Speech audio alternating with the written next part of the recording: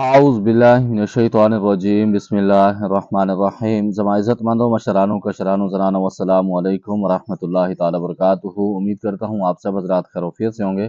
अल्लाह करीम हम सब की हिफाजत फरमाए। अल्लाह रब्बुल इज़्ज़त तमाम उम्मत मुस्लिमों को आपस में मोहब्बत और इत्तफ़ाक़ के साथ ज़िंदगी गुजारने की तौफ़ीक नसीब फरमाए।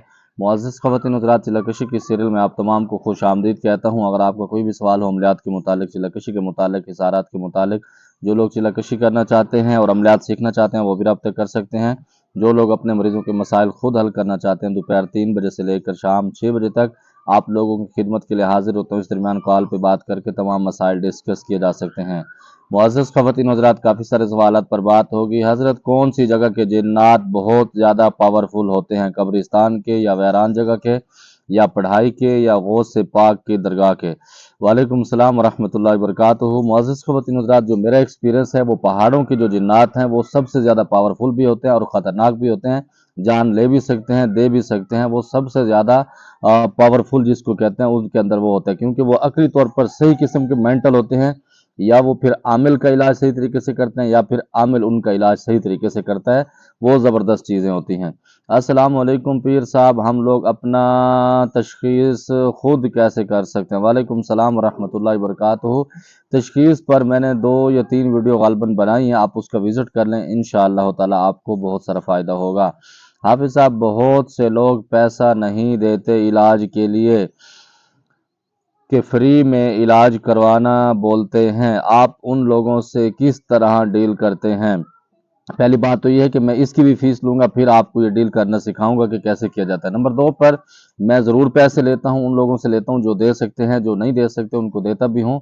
और कुछ लोग ऐसे भी होते हैं कि उनको उनके हाल पे छोड़ दिया जाता है, वो दे देते हैं, ठीक है, नहीं देते तो तब भी ठीक है। लेकिन जिनके पास पैसा होता है उनसे लेना ज़रूरी होता है। उनसे अगर आप नहीं लेते तो मैं अपने आप को गुनहगार समझता हूँ, ज़रूर लेना चाहिए, क्योंकि अगर हम उनसे नहीं लेते तो फिर हम आगे मामलात नहीं कर पाते। अगर हम उनसे पैसे लेके अल्लाह की मखलूक के अंदर खर्च करेंगे तो बहुत सारा फ़ायदा होगा।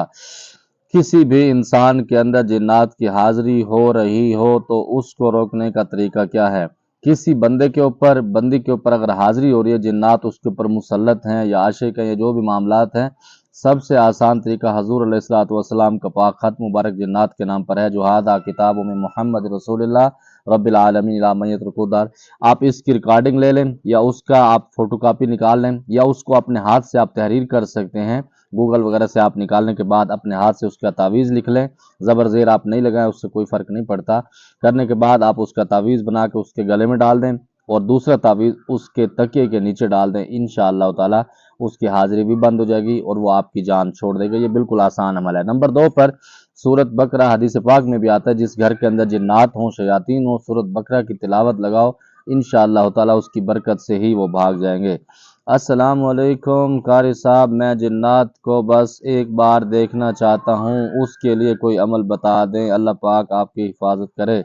वालेकुम सलाम रहमतुल्लाहि वबरकातुहू। अल्लाह पाक आपकी भी हिफाजत करे। जिन्नात को देखना कोई अच्छी चीज़ नहीं है, इनसे जितना दूर रहा जाए, दूर रहना बेहतर है, क्योंकि अल्लाह रब्बुल इज़्ज़त ने इनको मख्फ़ी बनाया है। इस वजह से बनाया कि ये इंसानों के साथ अगर रहते हैं तो बहुत सारे मामलात इनके अलग हो जाते हैं, बहुत सारी चीज़ों के अंदर ये चीज़ें उलझा देते हैं, तो इस वजह से दूर रहना चाहिए। अगर वैसे आपने इसको देखना है तो कब्रिस्तान के अंदर बहुत सारे पाई जाती हैं, दरगाहों पर बहुत ज़्यादा होती हैं, या जिस जगह पर लोग बताते हो कि यहाँ पर जिन्नात की हाज़िरी होती है, आते हैं जाते हैं, एक्टिविटी होती है, आप वहाँ पर खुशबू रखना शुरू कर दें तो आपकी मुलाकात फिर भी हो जाएगी।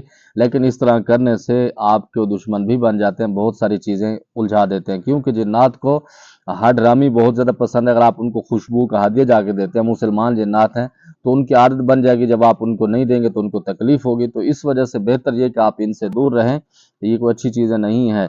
कोई तावीज़ जो 2 कब्रों के बीच के दरमियान डाला जाता है, इससे क्या होता है? इस जगह का हमज़ाद तावीज़ पढ़ लेता है। जो कब्रों के दरमियान तावीज़ डाला जाता है वो जुदाई का होता है और आपस के अंदर लड़ाई का होता है, तबाही का जादू किया जाता है।